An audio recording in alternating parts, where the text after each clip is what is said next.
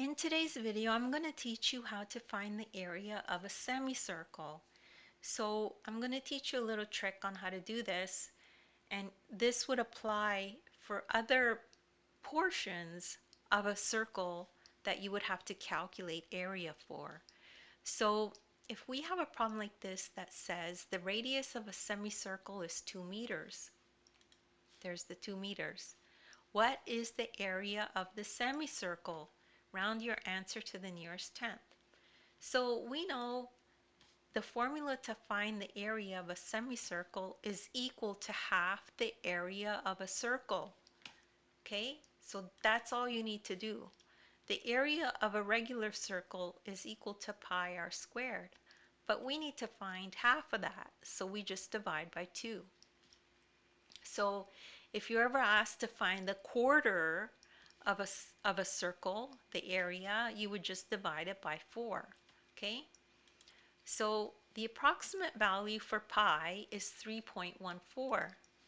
So when we use an approximation, we use this kind of equal sign. So pi is approximately equal to 3.14 and r equals 2 meters.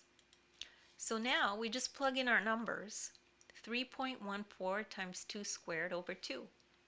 And our answer will be an approximation because we're approximating pi to be 3.14. So you multiply everything out and you'll get 6.28 meters squared. Remember, area is calculated in square units. So now we're going to round to the nearest tenth. So we take a look at the hundredths place value, and we see that it's greater than 5.